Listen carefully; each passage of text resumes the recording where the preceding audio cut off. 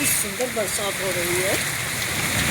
एकदम से काले काले बादल आ गए, एकदम से पानी बरसने लग गया है।